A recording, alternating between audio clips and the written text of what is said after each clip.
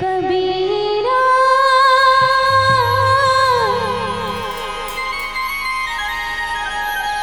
हम जब पैदा भए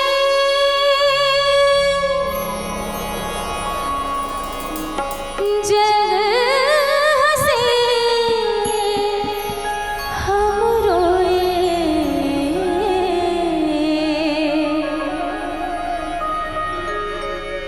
ऐसी करनी कर चलो हम हंसे जब रोए चदरिया झीनी रे झीनी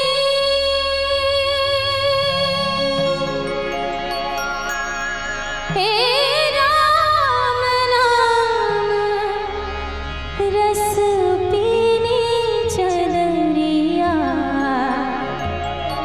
झीनी रे झीनी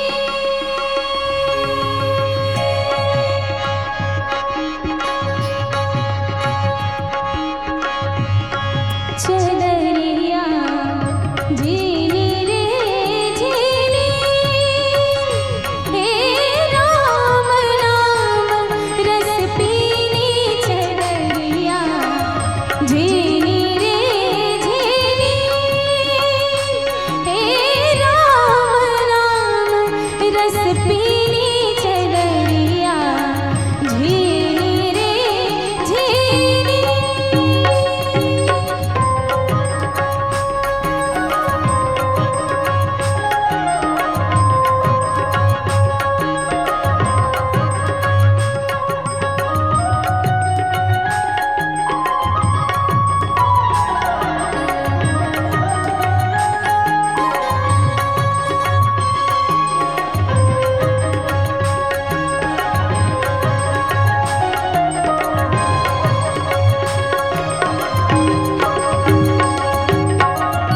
अष्टकमल का चरखा बनाया पांच तत्व की पूनी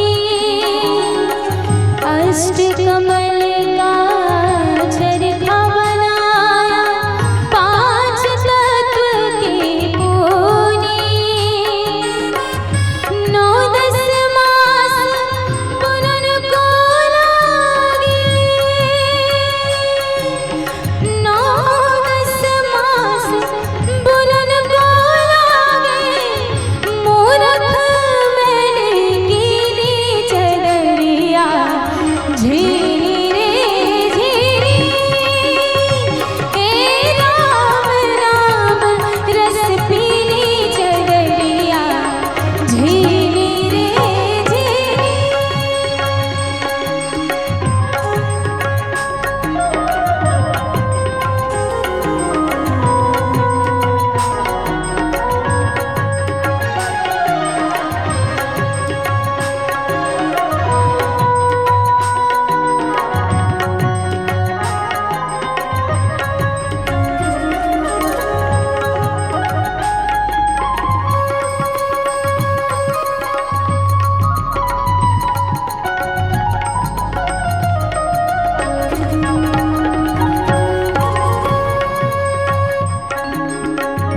ध्रुव प्रहलाद सुदामा ने ओढ़ी सुखदेव ने निर्मल कीनी ये जो आपके बीच में भजन रख रही हूँ वो राग देश में है और इस भजन में कुछ और रागों का प्रयोग किया गया है तो मैं वो राग आप सबके बीच में रखने का प्रयास करती हूँ। तो पहला राग केदार सुदामा ने ओढ़ी ध्रुव प्रहलाद सुदामा ने ओढ़ी ध्रुव प्रहलाद सुदामा ने ओढ़ी ध्रुव प्रहलाद सुदामा ने ओढ़ी। अब आपके बीच में राग माल कौंस की झलक।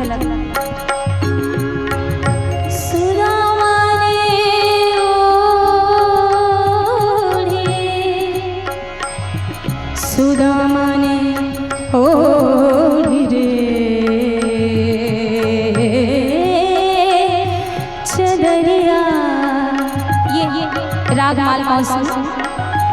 सुदामा ने ओढ़ी रे चदरिया, गम धनी सानी धम गम गसा, सा धनी सा धनी मा ध गम गसा, गम धनी सा गम धनी सा गम धनी। ध्रुव प्रहलाद सुदामा ने ओढ़ी, ध्रुव प्रहलाद सुदामा।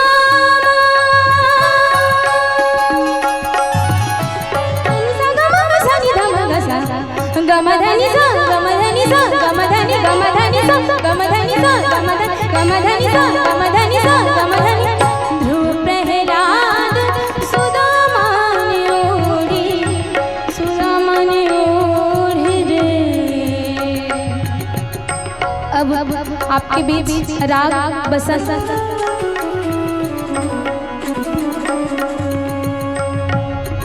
सुदामा ने ओढ़ी चदरिया रे, सुदामा ने ओढ़ी। ध्रुव प्रहलाद सुदामा ने ओढ़ी, ध्रुव प्रहलाद सुदामा ने ओढ़ी। वापस राग देश में। ओ ध्रुव प्रहलाद सुदामा ने ओढ़ी, सुखदेव ने निर्मल कीनी चदरिया, सुखदेव ने निर्मल कीनी। दास कबीर ने ऐसी ओढ़ी,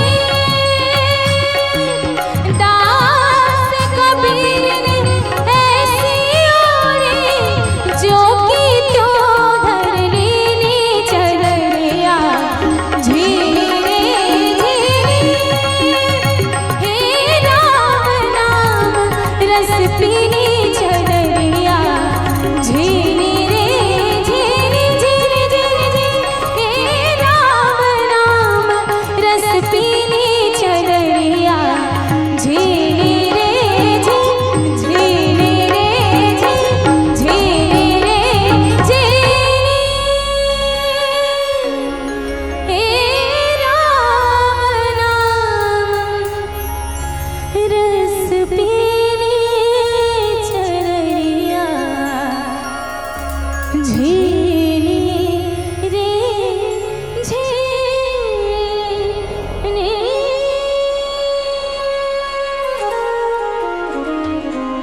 बोल श्यावर रामचंद्र की।